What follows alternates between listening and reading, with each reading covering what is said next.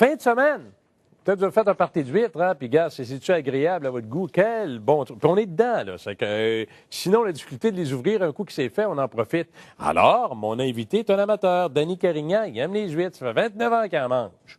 Et en fin de semaine, il se délectait jusqu'à ce qu'arrive une découverte surprenante, celle que vous voyez là. On s'est dit, Danny va nous raconter comment ça s'est passé. M. Carignan va être là, puis on va faire plus. On va se questionner sur... On va analyser son trésor. Bonjour, M. Carignan.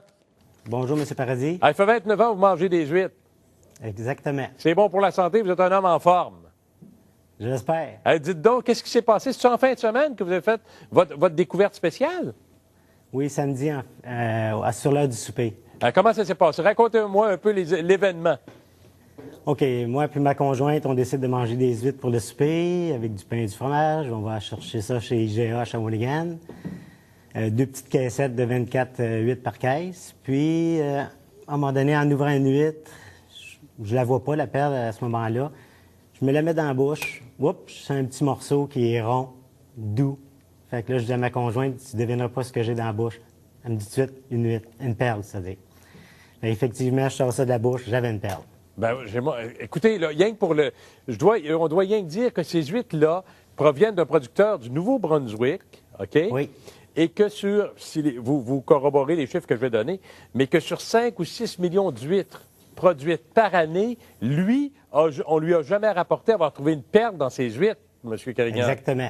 Exactement. Avez-vous contacté le marchand et le producteur pour faire part de votre découverte? Je suis allé voir le producteur, c'est-à-dire j'ai appelé le producteur, M. Amédée Savoie, au Nouveau-Brunswick, pour savoir qu'est-ce qu'il en était, là, si ça arrivait souvent d'avoir une perle dans une huître comme ça. Puis il m'a dit que c'est la première fois qu'un client l'appelait qui disait qu'il avait trouvé une perle. Avez-vous votre bijou avec vous? Oui, je l'ai Montrez-moi ça. devant On est moi. capable avec la caméra de montrer la perle de M. Carignan, qui n'a pas acheté nulle part, qui a découvert dans l'huître qu'il a ouverte et qu'il a eu plaisir à déguster jusqu'à ce qu'il sente ce petit truc-là. Montrez-moi ça, cette perle-là, de quoi ça a l'air, puis à quoi elle ressemble. Ah, la voilà. Vous l'avez, vous, davantage devant vous, parfaitement ronde, M. Carignan? Oui, parfaitement ronde. Qu'est-ce que vous avez fait avec ça? D'abord, je sais que vous en ferez un bijou, hein? Oui, Vous allez donner ça à qui, là? à ma conjointe. Elle l'attend pour... Elle sait déjà son cadeau de Noël? Oui, déjà. Avez-vous fait évaluer la perle en question? Oui, j'étais allé la faire évaluer là, chez Dugré, puis ils m'ont dit que ça valait environ 25 Tu sais, et là... Parce qu'elle n'était pas assez blanche encore. Là. Il manque de nacre autour parce que pour former une perle, l'huître produit du nacre. Puis plus qu'elle en met après le grain de sable, plus ça devient blanc. Elle est blanche, mais pas assez blanche encore. Est-ce qu'elle aurait pu grossir davantage? J'en ai aucune idée. Est-ce En que... principe, oui, là. Parce que, à limite, là, hypothèse, vous gardez cette huître-là, vous la mangez pas, la perle va gagner en qualité. En qualité et en volume, probablement. OK. Avez-vous racheté d'autres caissettes, des fois que vous en trouveriez? Parce que là, pour faire un collier, vous en manque quelques-unes, là. On va laisser faire le collier, je crois. On va faire un petit objet unique. M. Carignan, belle et drôle d'aventure que plusieurs vous envient. Merci infiniment de nous avoir montré ça, M. Carignan. Ça m'a fait plaisir. Bien gentil. Denis Au Carignan, revoir. qui fait son party d'huîtres, qui mange ses huîtres, puis à un moment donné, il découvre ça. Moi, je veux en savoir davantage. Comment ça marche? Qu'est-ce que c'est qu'une perle dans une huître? Comment ça se forme? Est-ce que ça peut grossir davantage? On va aller chercher la pro dans le domaine de la joaillerie, Jocelyne Rouleau, qui est gémologue et diamantaire, évaluatrice certifiée, qui est à mes côtés, qui a apporté un paquet de trucs pour nous raconter un petit peu l'histoire.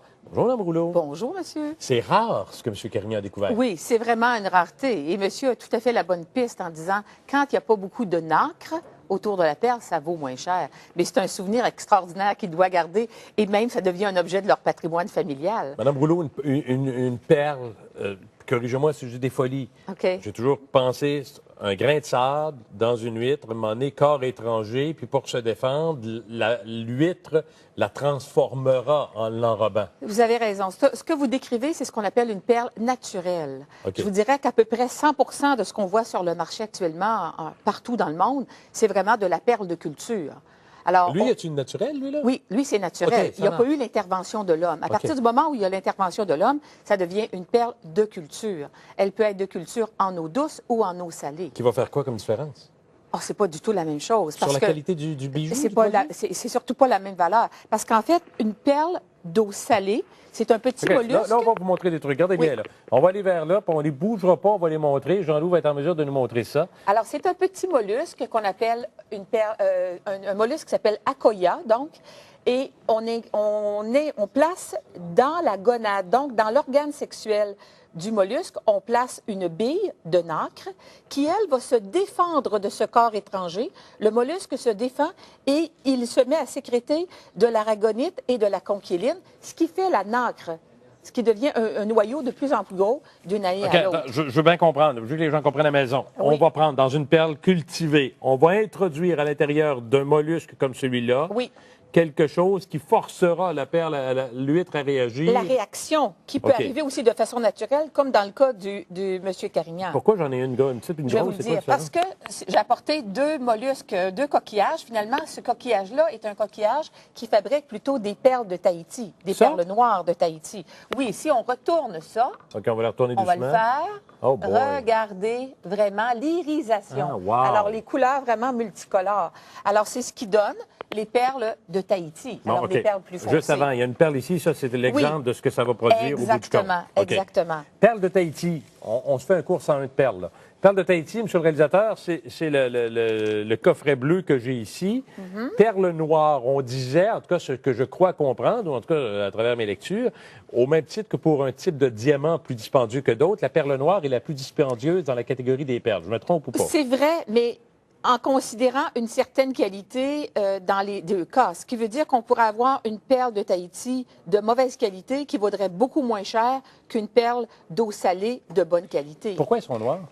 À cause de la nourriture qu'il y a dans les atolls, qui sont, la plupart du temps, c'est cultivé en Polynésie française, Tahiti, entre autres. Alors, c'est vraiment le type de nourriture. On sait que les atolls sont d'anciens volcans éteints et ça ne produit pas du tout la même qualité d'eau et surtout le même plancton et la même nourriture pour les mollusques. J'ai vu des colliers, madame, monsieur, j'ai vu des colliers de perles où les perles sont pas rondes. Ils sont Vous avez raison. de C'est ce forme qu'on appelle semi-rondes ou carrément des perles baroques.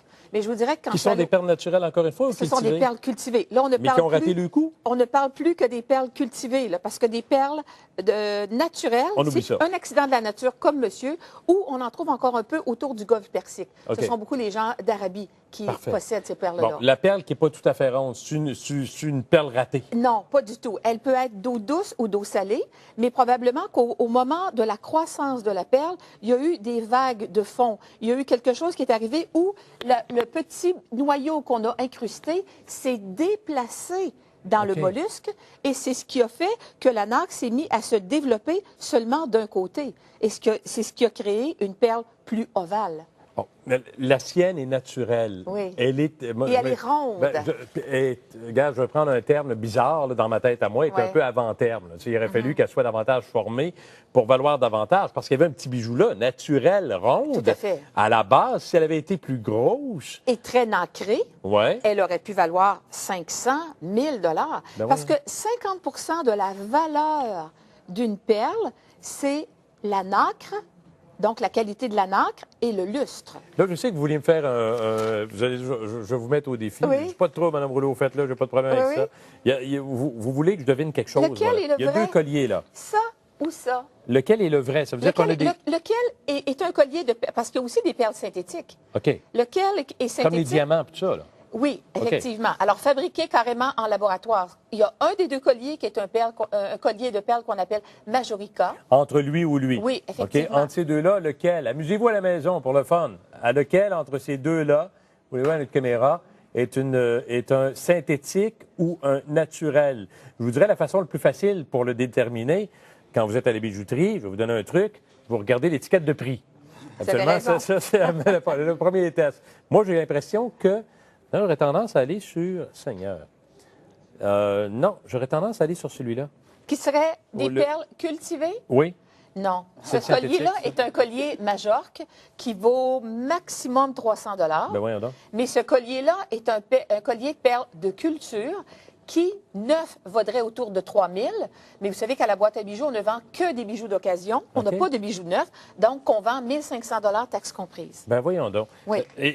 Mais pour un non-spécialiste, c'est quoi le truc que je vois pour ça? Y a-tu un, Je vais tu vous sais? donner un petit truc. Ouais. La question de faire crisser la perle sous la dent, ça veut dire faire, ça griche un peu, là.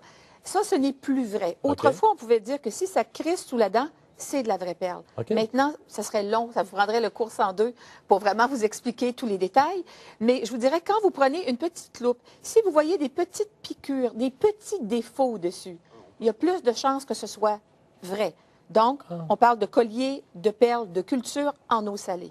OK? Le trop parfait Il faut est faire souvent attention. synthétique. Mais remarquez qu'il y a aussi des très parfaits. Je suis en train d'en évaluer un justement aujourd'hui, que je n'ai pas fini d'évaluer, mais qui va sortir au moins tout près de 4 000 $.